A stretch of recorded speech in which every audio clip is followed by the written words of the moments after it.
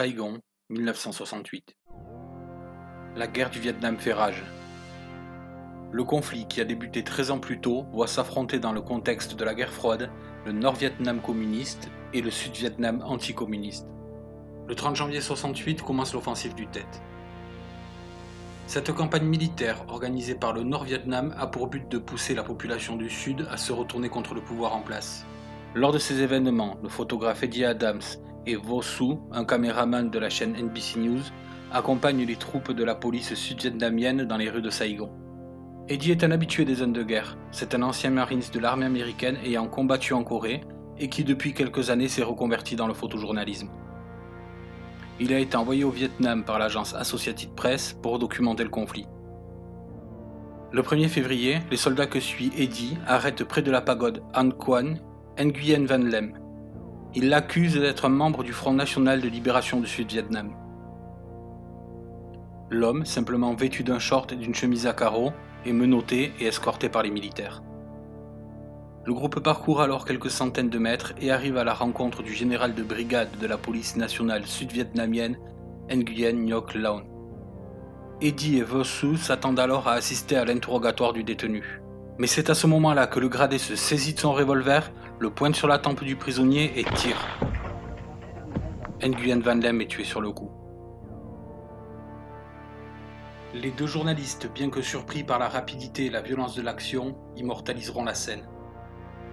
Selon le caméraman, Nguyen Ngoc Loan se serait alors tourné vers lui et aurait justifié son acte en disant « Ces types tuent beaucoup de nos gars, et je pense que Bouddha me pardonnera. » Ces mots font référence au massacre de familles de policiers et de militaires sud-vietnamiens perpétrés lors de cette offensive. Néanmoins, sans enquête ni procès, il est impossible de savoir si Nguyen Van Lem a été impliqué dans les tueries. Dès le lendemain, la photo fait la une du New York Times et marque profondément l'opinion publique états-unienne. Ce cliché d'un militaire en uniforme allié des États-Unis, exécutant de sang-froid un homme en pleine rue, vient contredire de plein fouet le discours du président américain Lyndon Johnson, comme quoi les États-Unis seraient engagés auprès du bon camp. Cette photo sera immédiatement reprise par les opposants à la guerre du Vietnam.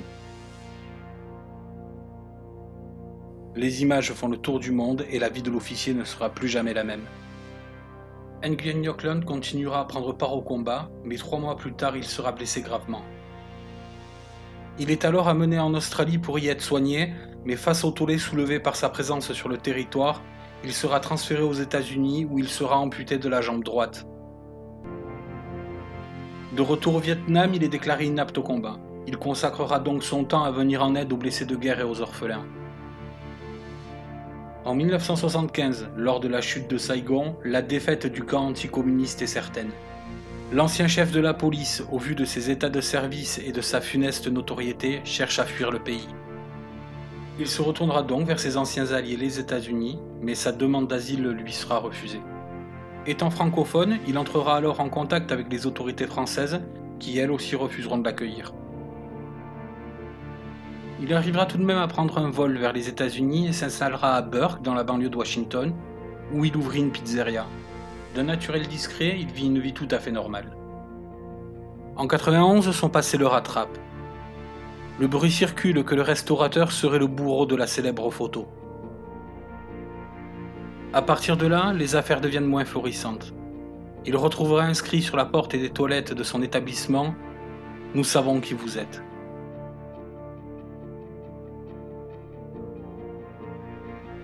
Il vendra alors son restaurant et prendra sa retraite.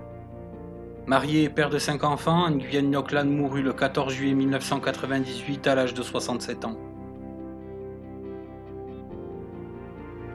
Eddie Adams, quant à lui, continua son activité de photographe en couvrant 13 conflits dont celui de la guerre du Vietnam. Mais sa photo la plus célèbre restera l'exécution de Saigon. Elle lui permettra de décrocher le prix Pulitzer en 1969. Plusieurs années après les faits, Nguyen Thi Loep, la veuve de l'homme exécuté, remerciera le photographe. Car sans lui, ni elle ni ses enfants n'auraient probablement jamais su ce qui était arrivé à leur père et mari. S'étant lié d'amitié avec Nguyen Ngoc Loan, le photographe regrettera jusqu'à sa mort en 2004 l'impact qu'a eu son cliché sur la vie du militaire. 2 personnes sont mortes dans cette image. Celle visée par la balle est le général Nguyen Ngoc Loan. Le général a tué le Viet Cong, j'ai tué le général avec mon appareil photo.